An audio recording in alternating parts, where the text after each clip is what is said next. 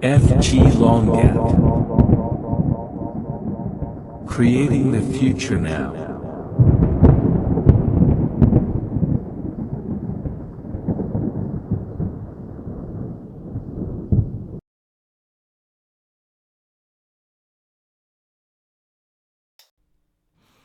Hello everyone and welcome back to your YouTube channel and welcome to this very simple and very informative video today.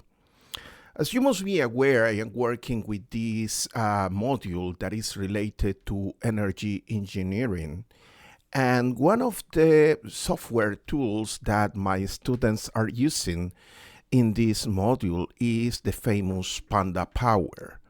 PandaPower is an amazing tool and is basically created to be used inside what we call Python. So it's a very powerful tool. PandaPower is very easy to use. It's an open source tool. So that's allow power system modeling, energy modeling, analysis, and optimization. So one of the very interesting use of PandaPower is what we call the optimal power flow. So this video is specially dedicated to all my energy engineering students without a background in programming or software skills.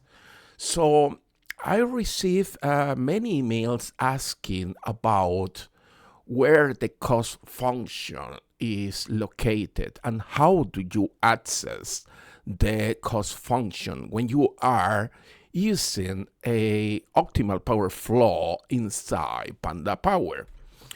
So for the video today, that is very short and very simple, if you are already a person with some background in Python and also some understanding of software, please stop watching this video and go somewhere else because you need to use your time properly. However, if you are without those skills, probably this video will be useful for you. So let's start this. As you must remember, I have a repository. I have a very interesting repository that is my GitHub. So if you go to internet, to your web browser, you can go to the GitHub/fglongatt. So over there, as you can see here in my screen, we are inside the fglongatt repository. We have a total of 17 repositories. Some of them, they are totally public and for free. So you can have access and you can use them, okay? So today we are focused here in EPE 650. Basically, if you go inside this folder, is dedicated to energy engineering and technology, and there is a folder for PandaPower.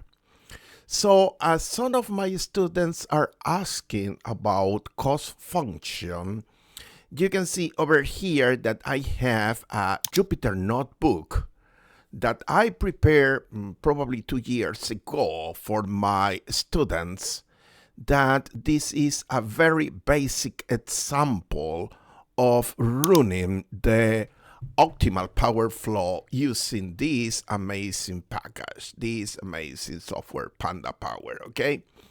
So I use this Jupyter notebook because I know some of my students, they don't have basic skill for programming and Python and so on. So I try to put a lot of comments and document my my scripts in order that those students without the proper background, they can understand what I am trying to do. So you can see that this script has several I will say several sections, and in each one of those sections, you will see that I put a header. For instance, import the relevant packages or import the case 9 JSON. So as you can see, those headers, they are related with the highest level explanation about what we are doing. So something that you need to see over here is this is the Jetson case 9. Because basically in this case today, we are using the optimal power flow, but we are using a sample that is already included inside PandaPower. PandaPower includes several networks that they can be used, starting from very simple networks to randomly generated networks, going to secret tests, IEEE, and so on. One of the very famous cases is the case number 9. PandaPower, if you go to the documentation, and also one way to learn, one way to improve your skills is basically reading documentation. If you read the documentation, and also there is a website dedicated for that, you can have a look here at this link. One of those cases is the case 9, okay? PandaPower claimed that this network, this model, is coming from the very famous book, Power System Stability Control, published by Paul Anderson and Fuad in the 1980s. However, to be honest, this is not the case. So let me explain the following, okay?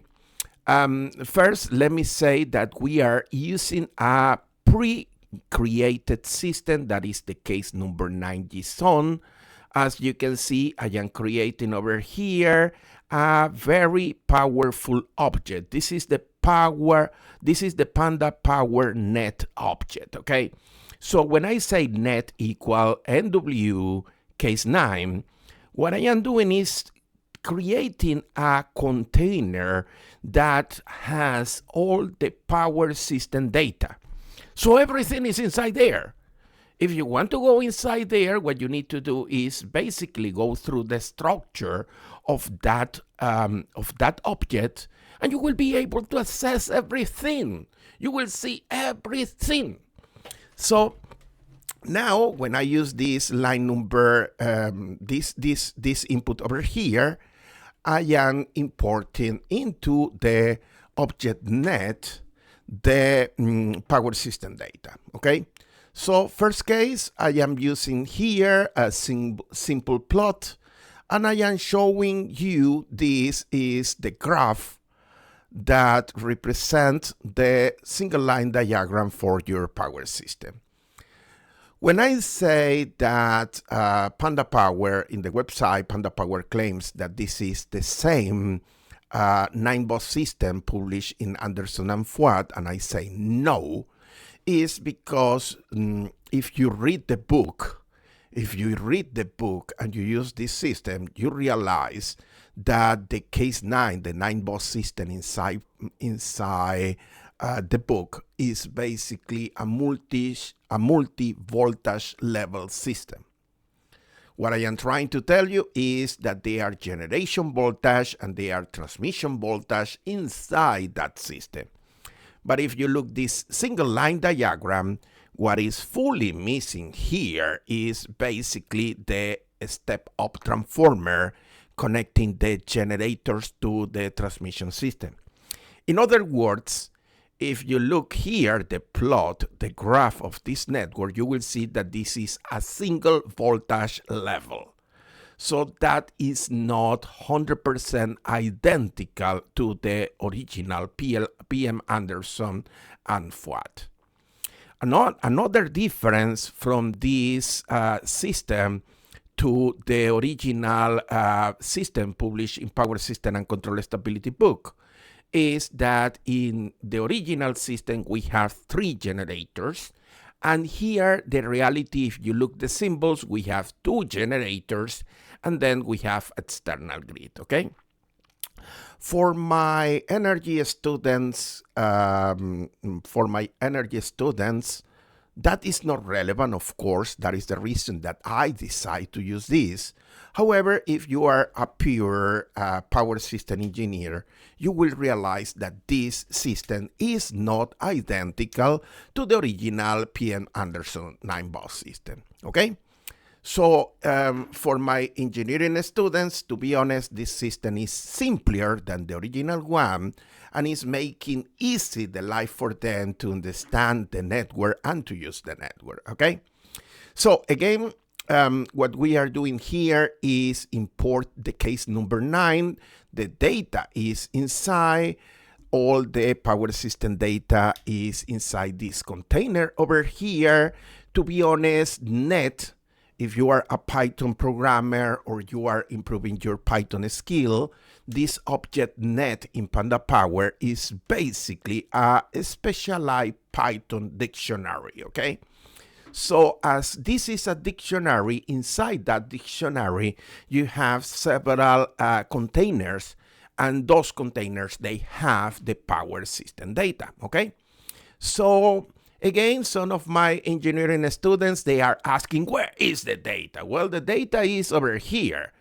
If you want to see the whole data, you just put net over there, and when you run this command, basically you will see you will receive the network data, and you will see that PandaPower is replying to you. This is a PandaPower network that includes the following parameters tables: 9 elements, 4 buses, 3 loads, 2 generators, 1 external grid, 9 lines, and look over here, a poly cost. Because when you are running optimal power flow, a very important element is the cost function, the generation cost. And this generation cost, there are several representations. I will not go in details in this video because this video is very, very short. But the poly cost is basically when you use a polynomial representation of the cost function. In this case, the cost function used for this example, the cost function is basically a second order polynomial. And you can see over here, yes, the cost function, the letter C, is basically a cost that is depending on the active power that is generated by the generation unit. You can see here C2, C1, and C0. There are 3 different coefficients, one for the quadratic function, then the linear, and then the constant cost. Okay? So some of my students are asking me, where is that information? Well, as I said before, the net object is basically a PandaPower net object that there is a specialized Panda dictionary. If you want to see the structure, so what you need to use is net dot, and then you will put the name of the table with the data that you want to see. For instance, if you want to see the buses, what you need to do is net.bus. Or if you want to see the data coming from the lines, transmission lines, what you need to do is net.line. Or if you want to see the loads, what you need to do is net.load. Or transformers, okay, net.transform. And imagine the following. How do we see the cost function? Well, as you can see here, and it's very clear, let me zoom in here because probably my students, they don't see it, net.polycost. When you press enter over here, you will see this amazing table. You can see over here the table, you can see the horizontal lines, and on the top you have the definition. For instance, one of these can be ZP0 euros. So CP0 is basically the constant cost representing the fixed costs in the polynomial cost function. So for instance, for the external grid, you can see over here that this is 150, and that represents 150 euros. That is basically the cost over here for this very specific external grid, okay? So over here you can see the second order coefficient, C2, and that is 0.011. And you can see that the unit for this coefficient is euros per megawatt square, because you are multiplying C2 by square P. So that means that you are multiplying megawatt square. They cancel each other, and finally C2 multiplied by P squared, that is basically a monetary unit, that is euros. So that is the basically the quadratic cost of this generator, okay? So I believe that now my students are able to see the input data. You can see over here the input data coming from the from this network object, and this is the poly cost. Okay. However, you must be aware that after we run the optimal power flow, you can see that we can see the results. And to show the result, to display the results, again, we are using basically this notation that is net dot. And for instance, if you want to run, after you run the optimal power flow, you want to see the bus bar results. So what you need to do is net dot result bus. You can see here the comment, and after that you will get this table. Come on. This is extremely simple. Anyone can do this, okay? So I highly suggest, my dear students, there are plenty information and documentation on internet for free. Now the knowledge is there. What you need to have is the interest and going over there and learning something new that will make your mind brilliant and going ahead, okay? So I will finish this video today because this is a very short video. This is a very simple video. Again, this video is not for anyone that has understanding about programming skills. I mean, not related to Python or software. If you already know something about Python, please forgive me for this video, but some of my students without the proper background, they need to look over here the basics of PandaPower, the data structure that is brilliant.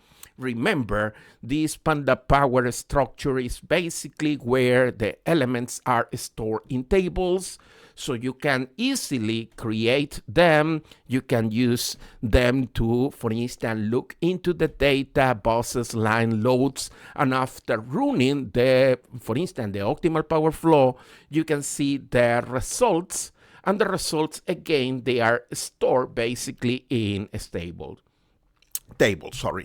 One important thing, I know that my students, they don't want to go the extra mile, but if you want, you can use the data handling inside PandaPower, so you can export the data using basically a command, and you can export to Excel, or you can import from Excel, okay? I highly suggest that those students that they are frustrated and they don't find the data.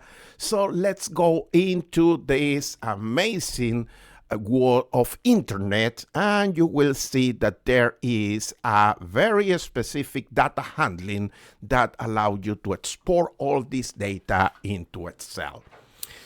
So we are reaching the end of this video. Again, I do apologize to anyone that have a good expertise on Python. Sorry, but this video was necessary for some of my students. And well, it's time to finish this video. If you like the video, please go up to YouTube, put the thumbs up. That is very helpful. That let me know that you like the content, and that allow me to keep going and keep producing. Also, if you believe that the channel is useful for you, please subscribe to the channel, and I will be extremely happy to produce more and more videos for you. Well, this is the moment that, as usual, I say the classic bye now.